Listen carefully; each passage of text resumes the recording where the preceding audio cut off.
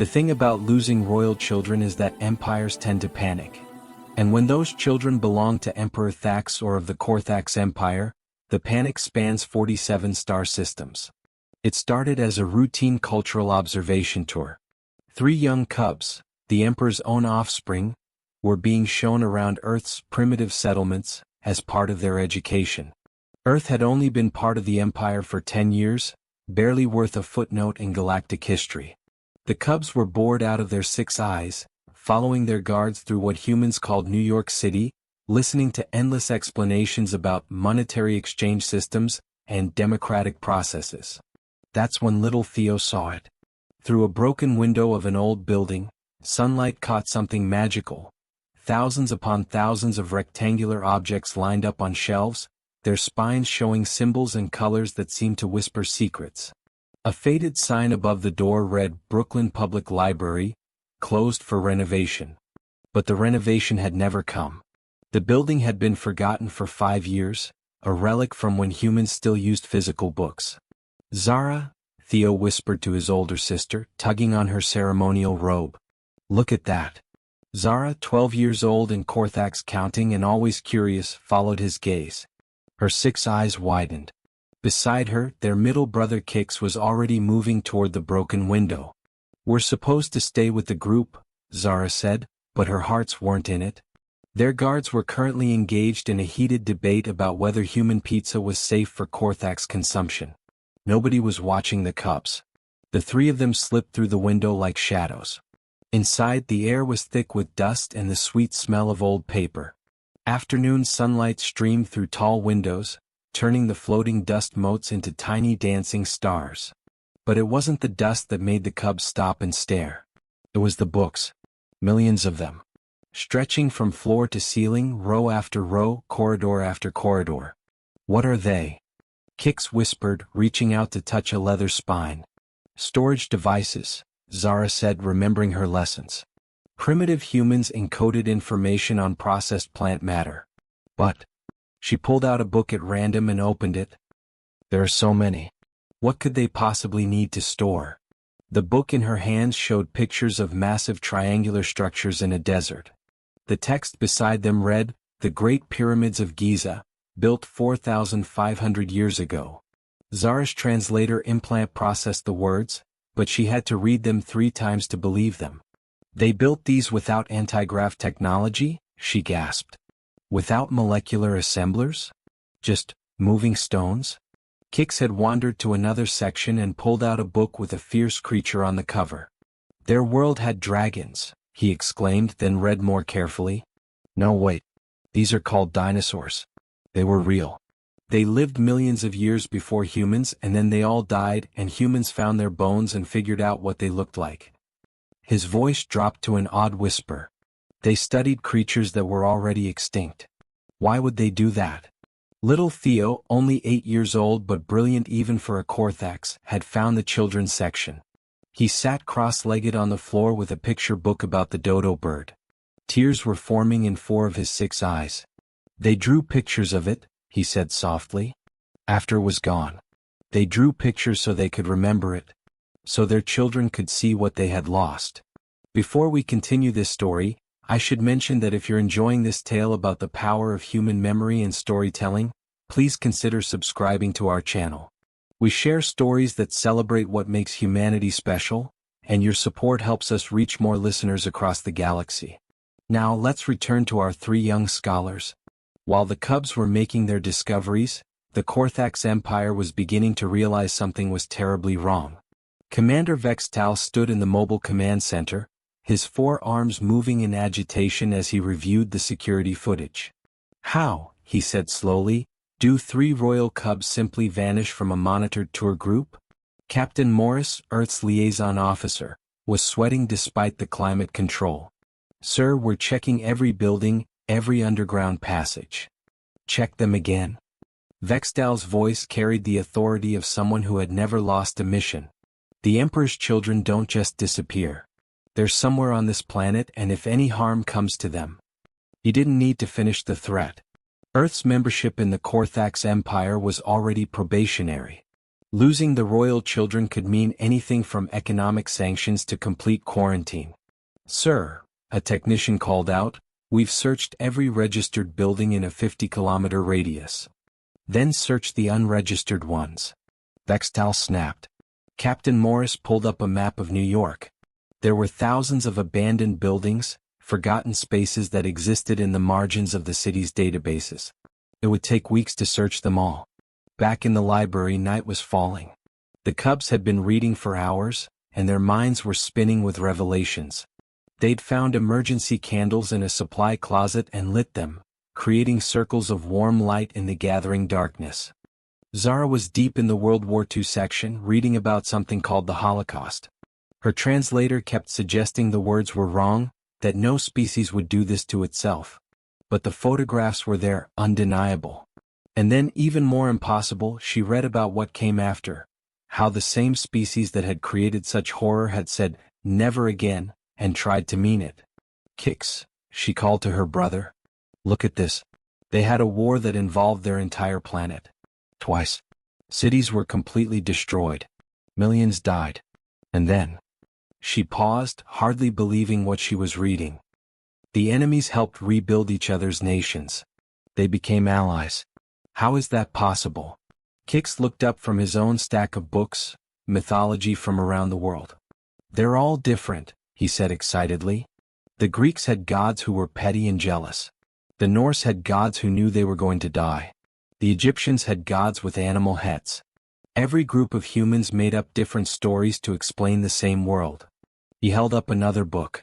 "And look, they kept the stories even after they knew they weren't real. They teach them to their children as culture." "Why would they do that?" "Because the stories are still true," Theo said quietly. He'd moved from picture books to a section on human space exploration. Not literally true, but true about what humans wanted, what they feared, what they hoped for. "Look at this. They sent people to their moon before they had solved hunger on their planet. The human who first stepped on it said it was for all mankind. They went to space not for resources or conquest, but because." He showed them a quote from someone named Kennedy. "Not because it was easy, but because it was hard." The three cubs sat in their circle of candlelight, surrounded by towers of books, trying to process what they were learning. "The Empire only records important things," Zara said slowly. "Victories, expansions, technological advances. But humans? They record everything," Kix finished. "Wars and peace, love and hate, their dreams, their failures, what they ate for breakfast, how they felt when it rained. They even record things about animals that don't exist anymore," Theo added. "As if every single thing that ever lived mattered." Meanwhile, in a small apartment 20 blocks away, Dr. James Harrison was having trouble sleeping. He'd been the unofficial caretaker of the old Brooklyn Library for years, checking on it weekly, making sure the roof wasn't leaking, keeping the worst of the vandals out. He'd noticed lights there tonight, probably urban explorers again. He'd check it out in the morning. James had been the husband of the library's last official librarian. When Margaret died 3 years ago, he'd taken over her mission to preserve the books, even though the city had no funds for renovation. These books were humanity's memory, she'd always said. Someone had to guard them. By dawn of the second day, the cubs had barely slept. They'd discovered something called coffee in the library's old break room and figured out how to make it work. Highly caffeinated and surrounded by towers of books, they were deep in discussion when they heard footsteps. James entered through the front door with his key, his morning coffee in one hand and his walking stick in the other. His arthritis was bad today, but he'd be damned if he'd let vandals destroy Margaret's library. He followed the trail of moved books and candle wax, muttering about careless explorers, until he rounded a corner and stopped dead. 3 alien children sat in a circle on the floor, surrounded by carefully stacked books. They were taking notes in what looked like a marble notebook that projected holographic pages. When they saw him, all 6 of Zara's eyes went wide. Kix dropped the book he was holding, a first-edition Shakespearean collection that made James wince. Theo just stared with the kind of intensity that only young children can manage. "Please don't call them," Zara said quickly in accented but clear English. "We're learning." James looked at the books they'd chosen. World history, human mythology, poetry, science, art. His eyes fell on their notes, visible in the holographic projection. At the top, in careful handwriting, it said, "Important human lessons." Below were bullet points. Humans rebuild on the same ground where they suffered. They make art during wars. They name their storms. They apologize to their pets. They send messages to space hoping someone will answer. They saved seeds in ice in case the world ends. They remember their enemies with respect. They write love letters to people they'll never meet. You're them, James said quietly. The missing cubs. The whole empire is looking for you. We know, Kik said. But we can't leave yet. We haven't finished learning. Learning what? How to be human, Theo said simply. Not literally. But how to hope like humans do. How to remember like humans do. How to keep going when everything says you should stop. James sat down heavily in an old reading chair. These weren't vandals or delinquents. These were three young minds discovering something profound in his wife's carefully preserved collection. What have you learned so far? He asked. And so they told him. About the pyramids and the dinosaurs, the world wars and the poetry, the moon landing and the myths. They talked with the excitement of scholars making a great discovery, gesturing with multiple arms, their eyes bright with wonder. We don't understand it all, Zara admitted. Like this person Churchill. He said they would fight on the beaches and never surrender. But Britain is a small island. The Korthax would have evacuated, found a better strategic position. Why stay? James leaned back in his chair, remembering his grandfather's stories about the war. Because it was home, he said simply. And sometimes, defending something impossible is what makes it possible. Sometimes the refusing to give up is more important than winning. That doesn't make logical sense, Kik said. No, James agreed. It doesn't. And that's what makes us human. We do impossible things for illogical reasons. We go to space because it's there. We make art when we're starving. We fall in love with people we can't have. We remember our dead for longer than they were alive. We're absolutely ridiculous. He smiled. And somehow it works. The cubs exchanged glances. This was what they'd been sensing in all the books but couldn't quite articulate. Will you teach us more? Theo asked. James should have called the authorities immediately. He should have reported the cubs' location and claimed the substantial reward being offered. Instead, he looked at these three young aliens sitting in his wife's library, eager to understand humanity through its stories, and made a different choice. I'll make you a deal, he said. I'll teach you about humanity, the real story, not just what's in the official reports. But when it's time, you have to go back. And you have to promise to remember what you learned here. We promise, they said in unison. And so began the most unusual education in the Empire's history. James called in sick to his job at the museum. He brought food, water, and sleeping bags. And he became a professor to the three most eager students he'd ever met. He started with context. You can't understand human history without understanding that we're afraid almost all the time, he explained. We're soft, we're weak, we have no claws or armor. We survive by being scared and doing things anyway. He showed them the art gallery books. Look at this. Picasso painted Guernica after seeing a city destroyed. He could have painted something beautiful to forget the horror. Instead, he painted the horror to make sure we remembered. Zara found the Holocaust section again. I don't understand this, she said, her voice breaking. How could humans do this to other humans? James sat with her, this young alien trying to comprehend human evil. We have a capacity for darkness that's as deep as our capacity for light. The same creativity that writes symphonies can design efficient ways to kill. But look, he showed her another book. And Frank. A young girl not much older than you hiding from that evil. And she wrote, despite everything, I believe people are really good at heart. She died in the camps, but her words survived. Her hope outlived the hatred. Kix had discovered music. James had found an old vinyl player and some records. They listened to Mozart, then Johnny Cash, then Nina Simone. They're all so different, Kix marveled. But they're all trying to say something that words can't. Music is how we speak soul to soul, James explained. Every culture on Earth made music. Even when they had nothing else, they sang. Theo was reading about the space program. You sent a golden record into space with music and greetings, he said. What? The chances of anyone finding it are infinitesimal. But not zero, James said. And that's enough for humans. We throw bottles into the ocean of space because maybe, just maybe, someone like you will find them and know we existed, that we tried, that we hoped. On the third day, Zara made a discovery that changed everything. She found Margaret's journals. Who was she? Zara asked, holding the handwritten volumes. James's throat tightened. My wife. The last librarian of this place.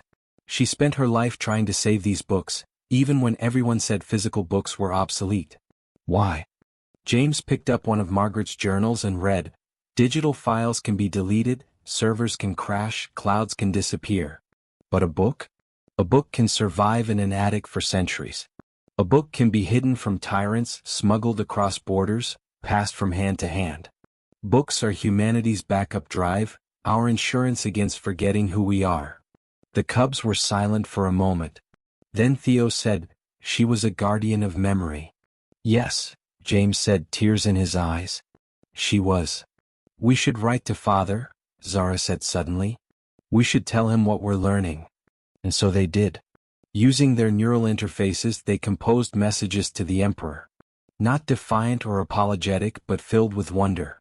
Father, Zara's message began, humans fall down and then they document the fall, analyze the failure and use it to fly. They keep their mistakes in museums. They think failure is just education in disguise. Kix wrote, Father, humans have a playwright named Shakespeare who died 500 years ago, but humans still perform his plays. They speak his words like spells to understand themselves. Stories here don't die when their authors do. Theo's message was shortest. Father, humans went to their moon before they had pocket computers. They did the hardest thing first just to prove they could. I think I understand why now. Hope weighs nothing but lifts everything. By the fifth day the search had become desperate. The Emperor himself had arrived with a full fleet. Earth's governments were cooperating fully, but New York was a maze of forgotten spaces. The abandoned library still wasn't on any active database. Commander Vextal was beyond professional concern now. He'd helped raise those cubs. They're not prisoners, he kept insisting to the increasingly hostile Emperor. Something has them fascinated. They're choosing to stay wherever they are. Impossible, Emperor Thrace said. What could possibly be more interesting than returning home? On the sixth day, James shared something he'd never shared with anyone. Margaret couldn't have children, he told the cubs, who listened with the intense attention children give to important stories. She poured all her maternal love into these books, into preserving stories for other people's children. She said books were humanity's children. They carried our DNA forward, not in genes but in ideas. Is that why humans write so much? Zara asked. To have children that can't die? Maybe, James said. We're the only species we know of that's obsessed with recording everything. Other animals live in the moment. We live in all moments, past, present, and imagined futures. Kix had been reading philosophy. This human, Marcus Aurelius, was the most powerful man in his civilization. And he wrote notes to himself about being humble, being kind. Why write to yourself? Because humans forget who they're trying to be, James said. We have to keep reminding ourselves. Every generation has to learn compassion from scratch. That's why we write it down, so the next generation can start from where we left off, not from zero. On the seventh day they knew time was running out. Energy signatures from the library had been detected. The search grid was closing in. You should go back, James said gently. You've learned enough to start. Start what? Theo asked. Understanding us. And maybe helping others understand too. The cubs spent their last hours making a compilation. They called it, Essential Human Reading for Non-Humans. It included The Diary of Anne Frank, for Hope in Darkness. The Speeches of Martin Luther King Jr., for Dreams of Justice. The Poetry of Rumi, for Universal Love. The Origin of Species, for Curiosity about Origins. The children's book, The Giving Tree, for Sacrifice. Beethoven's Ninth Symphony, for Joy Through Suffering. Photos from the Hubble telescope, for Wonder. A cookbook because even food tells stories. We want to take these back, Zara said. To show the Empire. Take them, James said. Margaret would have wanted that. Stories are meant to travel. When the Imperial forces finally arrived at the library, they expected to find cowering cubs or a hostage situation. Instead, 3 young scholars walked out with dignity, each carrying an armload of books. James walked beside them, not as a captor but as a teacher seeing off his students. Zara? Theo. The Emperor's relief turned quickly to rage. You vanished? For a week. For books. Not books, father, Zara said calmly. Memories. All of humanity's memories. The cubs were taken to the Imperial flagship.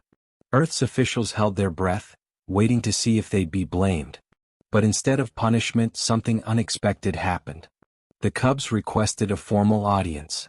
Not just with their father but with the entire Imperial Council. When it was granted, they stood before the assembled leaders of 47 star systems and made their case. The Korthax Empire measures species by their technology, Zara began.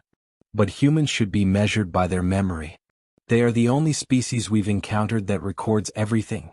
Not just victories but defeats, not just joy but sorrow, not just answers but questions.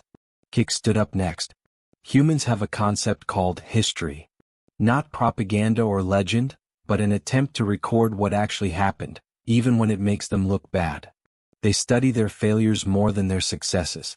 They have museums dedicated to their mistakes so they won't repeat them.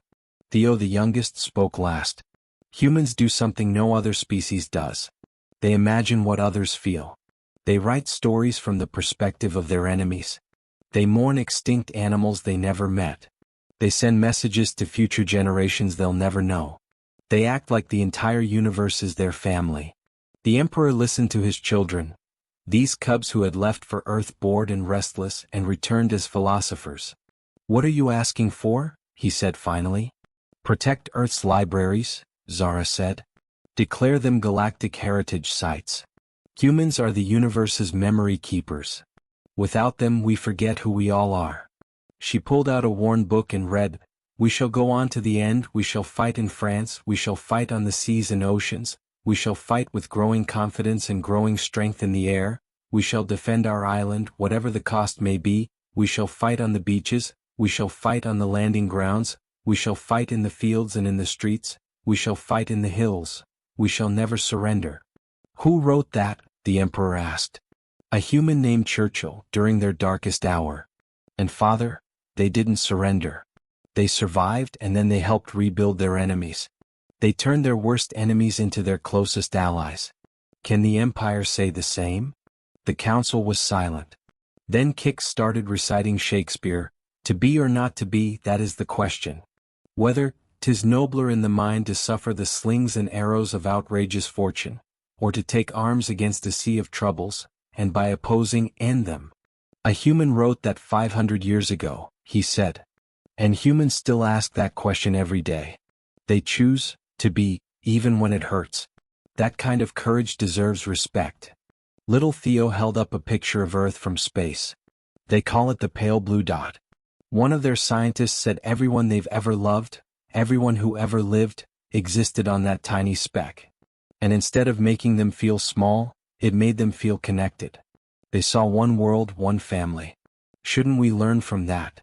The Emperor looked at his transformed children. They stood straighter, spoke with confidence, thought with complexity he'd never seen in them before. Who taught you this? He asked. A human named James, Zara said. The guardian of an abandoned library. He makes 17,000 credits a year and spends his free time protecting books no one reads anymore. By Imperial standards, he's worthless. By human standards, he's a hero. Bring him, the Emperor commanded. James was escorted to the council chamber. He stood before the assembled power of the Empire, a retired museum guide with arthritis and a coffee addiction. You corrupted my children with stories? The Emperor asked. No, sir, James said steadily. I introduced them to humanity. Real humanity. Not our technology or our resources but our souls. Your children learned what took me a lifetime to understand. That humans are the universe's way of remembering itself. We write everything down because we believe everything matters. Every life, every death, every small kindness, every great cruelty. We're existence's witnesses. And that makes you special? James smiled. No. It makes us necessary. Without memory, the universe is just atoms bumping in the dark. With memory it becomes a story. And stories are what separate existence from meaning. The Emperor was quiet for a long moment. Then he did something no one expected. He asked, "Do you have any Churchill?" James pulled out a worn biography from his jacket. "I thought you might ask." 3 months later, the Brooklyn Public Library had been renamed the Imperial Archives of Human Experience. It was funded by the Empire, staffed by both humans and Korthax, and visited by scholars from across the galaxy. James had been appointed chief archivist, a position created specifically for him. He taught classes on human literature to alien dignitaries, always starting with the same question Margaret used to ask: "What story do you need to hear today?" The Cubs visited monthly. Zara was writing a comparative history of Earth and Korthax, showing how failure had made humans adaptable while success had made the Empire rigid. Kix had started translating Shakespeare into Korthax, discovering that to be or not to be was even more powerful with 6 eyes to cry from. Theo was studying human biology, fascinated by how a species so physically weak had survived through cooperation and imagination. The Emperor had changed too. He'd read Churchill's memoirs, then Lincoln's, then Mandela's. He'd discovered that human leaders weren't born great. They were forged by impossible circumstances and chose greatness anyway. "Your species confuses me," he admitted to James one day. "You're capable of both Holocaust and humanitarian aid, of destroying your planet and trying to save it, of hatred and love in equal measure." "That's because we're not finished," James said. "Other species might reach their final form, their evolutionary endpoint. Humans? We're still becoming. Every generation has to choose what kind of human to be. That's why we write everything down, so the next generation can choose better. And if they choose worse? Then the generation after that learns from the mistake. We're not perfect, Emperor. We're persistent. There's a difference." The library now had a new edition, a section for alien visitors with guides to understanding human nature. The most popular book was one the Cubs had written, A Child's Guide to Humanity. It included observations like, humans name their cars and talk to them. They apologize to doors they bump into. They feel sad when robots die in movies. They keep the collars of pets that died years ago. They take photos of food before eating it. They wish on stars knowing stars can't hear. They say bless you when someone sneezes, a reflex from when they thought souls could escape. They knock on wood for luck, forgetting why. They save ticket stubs from first dates. They keep their children's baby teeth. They frame rejection letters next to acceptance letters. They dance when no one's watching. They sing in the shower. They talk to babies who can't understand. They read to people in comas. They bring flowers to graves. They save voicemails from dead loved ones. They get tattoos of dates that matter. They carry photos of people they see every day. They write their names on wet cement. They carve initials in trees. They throw coins in fountains for wishes. They keep broken things that can't be fixed. They name teddy bears and never forget those names. They remember the exact smell of their grandmother's house. They can recall their first kiss but not what they had for lunch. They forgive but don't forget. They forget but don't forgive. They do both somehow at the same time. Is this accurate? Alien readers would ask James. Every word, he'd reply. We're walking contradictions held together by stories we tell ourselves. And somehow it works. One day, a new group of alien children arrived for their first lesson. They were from a species that had just joined the Empire, skeptical of these primitive humans they'd heard about. James greeted them at the library entrance, the same way he'd greeted the Cubs months ago. But now he had help. Zara, Kix, and Theo stood beside him, ready to be guides. "Welcome," James said, "to humanity's memory. What would you like to learn?" A small, tentacled child raised what might have been a hand. "Is it true humans went to space before they cured disease?" Theo smiled. "Yes. Isn't it wonderful? They could have waited until they were ready. Instead, they went when they were brave." "Is it true," another child asked, "that humans make art even when they're dying?" Kix nodded enthusiastically. They made music in concentration camps. They drew on cave walls while running from predators. They tell jokes at funerals. Creating beauty is how they fight darkness. But why? The first child asked. Why do impossible things? Zara looked at James, who nodded for her to answer. Because, she said, that's what makes them possible. Humans don't wait for perfect conditions. They act in imperfect ones and call it hope. The new students looked skeptical but curious. James opened the library doors wide. Come in, he said. Let me tell you about a species that named their planet after dirt, got to their moon with less computing power than your translator, and wrote love poems during plagues. Let me tell you about humans. As they walked into the library, Theo hung back and asked James, do you think they'll understand? Really understand? James looked at this young alien who had gone from dismissing humans to defending them, who now wore a Save the Whales t-shirt despite having never seen an Earth ocean. Understanding isn't the goal, James said. Wonder is. If they leave here wondering about us, questioning what they thought they knew, then we've done our job. Margaret would have liked that answer, Theo said. She would have loved you three, James replied. Curious minds were her favorite kind. The Emperor had made one final decree about Earth. It was now classified as a protected cultural treasure. Not for its technology or resources, but for what the Cubs had called its accumulated wonder, the total collection of human stories, dreams, and memories. Other species had faster ships. Others had better weapons. Others had cleaner energy. But only humans had saved their entire history, the good and bad, the triumphs and failures, the love stories and the tragedies, the scientific breakthroughs and the embarrassing mistakes.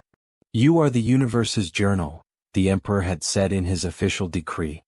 And journals must be preserved. James often thought about that week when 3 alien children had hidden in his library. How they'd started by running from boredom and ended up running toward wonder. How they'd transformed not just themselves but an entire empire's view of humanity. He kept their first notebook, the one where they'd written important human lessons. Sometimes he added to it. Humans are the only species that celebrates birthdays for dead people. They make pilgrimages to places their ancestors lived. They keep journals no one will read. They learn dead languages to read old poetry. They recreate ancient recipes to taste the past. They rebuild ruins to remember what was. They plant trees they'll never see grown. They start projects they'll never finish. They ask questions they know have no answers. They love people who will never love them back. They fight for causes already lost. They hope when hope is illogical. They sing when no one's listening. They dance like no one's watching. They love like they've never been hurt. They try again after failing. They forgive the unforgivable. They attempt the impossible. They dream when awake. They stay awake to dream more. They live like they're dying. They die like they'll live forever. They end stories with the end. But they never really believe it. The library had become more than a building full of books. It had become a bridge between species, a place where aliens could learn not just about human history but about human nature, contradictory, chaotic, and absolutely beautiful. Every day new visitors arrived. Some came skeptically, some curiously, some desperately seeking to understand these strange creatures who had somehow survived their own nature and reached the stars carrying all their baggage with them. And every day, James or the Cubs would greet them with the same question. What would you like to learn about being human? The answers were always different. Some wanted to understand war. Some wanted to understand love. Some wanted to understand why humans named hurricanes or why they talked to plants or why they felt sad when fictional characters died. But really they all wanted to understand the same thing. How did a species with no natural advantages, no claws or armor, no wings or poison, not even particularly good eyesight or hearing, how did this species not only survive but thrive? How did they turn their weaknesses into strengths, their fears into fuel, their dreams into reality? The answer the Cubs had learned was in the books. Not in any single book but in all of them together. In the accumulation of human experience, recorded and preserved and passed down like genetic code but for souls. Humans had survived because they remembered. They remembered what worked and what didn't, what hurt and what healed, what lifted them up and what brought them down. And by remembering they learned. And by learning they grew. And by growing they became something no other species had become. The universe's storytellers. And in a universe that often felt cold and empty and meaningless, the storytellers gave it warmth and fullness and meaning. They turned existence into experience, time into history, and space into place. That's what the Cubs had discovered in that week among the books. Not that humans were perfect, but that they were perfectly imperfect. Not that they had answers, but that they never stopped asking questions. Not that they were fearless, but that they were brave. And bravery, they'd learned, was just fear that kept going anyway. The story of the Cubs who disappeared into a library had spread throughout the Empire. It had become a legend, a reminder that sometimes the greatest discoveries aren't made in laboratories or battlefields but in quiet places where stories sleep, waiting for someone curious enough to wake them up. And in the old Brooklyn Public Library, now the Imperial Archives of Human Experience, the stories were wide awake, spreading through the galaxy like seeds on the wind, taking root in alien minds, growing into understanding, blooming into wonder. Because that's what stories do. They travel. They transform. They transcend. They make us all human in the end.